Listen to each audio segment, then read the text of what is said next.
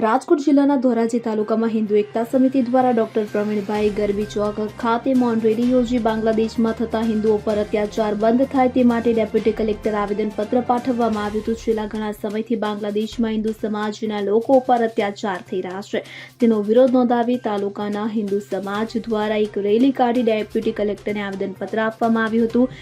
હિન્દુ એકતા સમિતિ દ્વારા ડોક્ટર પ્રવીણભાઈ ગરબી ચોકથી રેલી યોજી શહેરના મુખ્ય માર્ગ પર હિન્દુ સમાજ પર થતા અત્યાચાર બંધ કરોના નારા સાથે રેલી યોજી મહેસૂલ કચેરી પહોંચતા આવેદનપત્ર આપવામાં આવ્યું હતું। બાંગ્લાદેશમાં શેખ હસીના સરકારને અલોકતાંત્રિક રીતે બરખાસ્ત કર્યા પછી હિન્દુ પરના અત્યાચારોમાં ભારે વધારો થયો છે, તે તાત્કાલિક બંધ કરવા, આ ઉપરાંત ચિન્મય કૃષ્ણદાસજી સંતને જેલમાંથી મુક્ત કરવા, પંડિતોને ન્યાય આપવો, હિન્દુ ધાર્મિક સંસ્થાનોની સુરક્ષા વધારવી, હિન્દુ મહિલાઓને રક્ષણ આપવું, બાંગ્લાદેશ સાથે વ્યાપારી સંબંધ અટકાવવા, યુએનમાં હિન્દુ પર થતી હિંસાનો મુદ્દો ઉઠાવવો સહિતની આવેદનપત્રમાં માંગણી કરવામાં આવી હતી। આ મૌન રેલીમાં તાલુકાના તમામ સામાજિક સંસ્થાઓ, સામાજિક આગેવાનોની અને સંતો મહંતોની ઉપસ્થિતિ રહી હતી।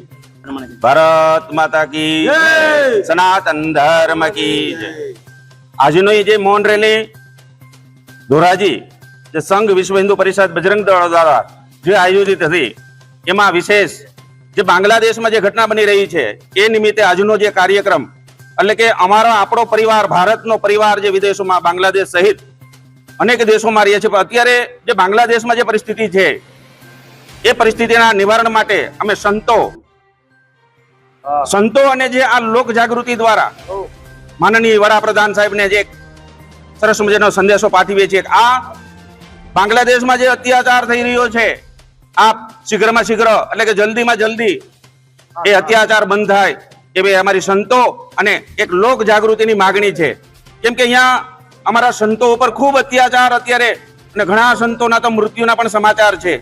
તો આ ત્રાસને અને અમારા જે હિન્દુ ભાઈઓ જે ભારતના સંતાનો વિદેશોમાં રહ્યા છે એમને બચાવવા માટે, એમના ઉપર જે ત્રાસ અમારી બેનો દીકરીઓ પર થઈ રહ્યો છે એમનું નિવારણ માટે આ વડાપ્રધાન સાહેબ જલ્દીમાં જલ્દી જે કાર્ય કરવામાં આવે એ અમારી માગણી છે। ભારત માતા કી જય। મને ઘનશ્યામ મહારાજ કી જય। વાલા ભક્તો, આજે વિશ્વ હિન્દુ પરિષદ કે આરએસએસ સંસ્થા જે કાંઈ આ કાર્યવાહી કરી રહી છે, સારા એ હિન્દુ સમાજની એકતા કરી રહી છે।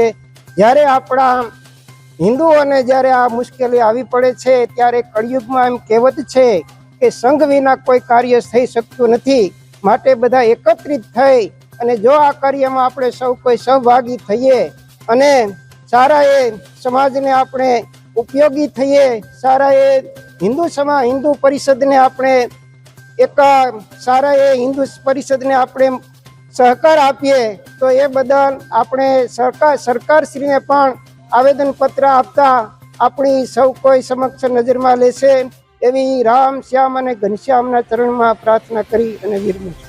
Alpesh Trivedi, CN24 news, Dhoraji. હવે જુઓ દેશ દુનિયાની તમામ ખબરો તમારી આંગળીના ટેરવે। ઉઠાવો મોબાઈલ અને Google Play Store પરથી ડાઉનલોડ કરો અમારી CN24 ન્યૂઝ મોબાઈલ એપ।